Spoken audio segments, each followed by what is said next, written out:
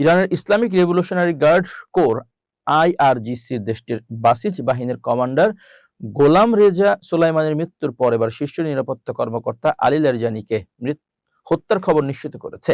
মঙ্গলবার ইরানের আধা সরকারি সংবাদ সংস্থা মেহের নিউজ এজেন্সি দেশটির জাতীয় নিরাপত্তা পরিষদের বরাত দিয়ে এ তথ্য জানায়। এর আগে আইআরজিসির এক বিবৃতির বরাত দিয়ে ইরানের সংবাদ সংস্থা তসনিম দেশটির বাসিজ বাহিনীর কমান্ডার গোলাম রেজা সুলাইমানের নিহতের সংবাদ জানায়। গত মঙ্গলবার রাতে ইসরায়েলি হামলায় ইরানের শীর্ষ নিরাপত্তা কর্মকর্তা আলী লারিজানি নিহত হয়েছেন বলে জানিয়েছেন ইসরায়েলি প্রতিরক্ষা মন্ত্রী ইসরায়েল কাতজ। তখন এই দাবির বিষয়ে কোনো মন্তব্য করেনি ইরান। বুধবার রাত প্রায় ৩টার দিকে ইরান নিশ্চিত করেছে আলী লারিজানি নিহত হয়েছেন।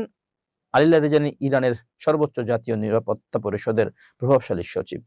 ২০২৫ সালের আগস্টে ইরানের প্রেসিডেন্ট মাসুদ পেজেশকিয়ান তাকে এসএনএসির সচিব এবং পরিষদে ইরানের প্রয়াত সর্বোচ্চ নেতা আয়াতুল্লাহ আলী খামেনির প্রতিনিধি হিসেবে নিয়োগ দেন।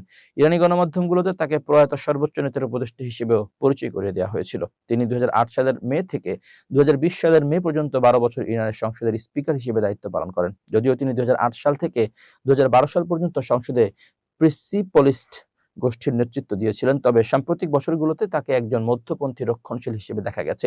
স্পিকার হওয়ার আগে লারিজানি ২০০৫ সাল থেকে ২০০৭ সালের মধ্যে ইরানের প্রধান পারমাণবিক নেগোশিয়েটর বা আলোচক হিসেবে দায়িত্ব পালন করেন। তার ভাই সাদেক লারিজানি ইসলামী প্রজাতন্ত্রের আরেকজন প্রভাবশালী ব্যক্তিত্ব। তিনি এক্সপেডিয়েন্সি কাউন্সিলের সভাপতিত্ব করেন, যেটি একটি শীর্ষ সালিশি সংস্থা এবং সংসদ ও সাংবিধানিক তত্ত্বাবধায়ক সংস্থা গার্ডিয়ান কাউন্সিলের মধ্যে চূড়ান্ত সালিশকারী হিসেবে কাজ করে। সূত্র আল জাজিরা।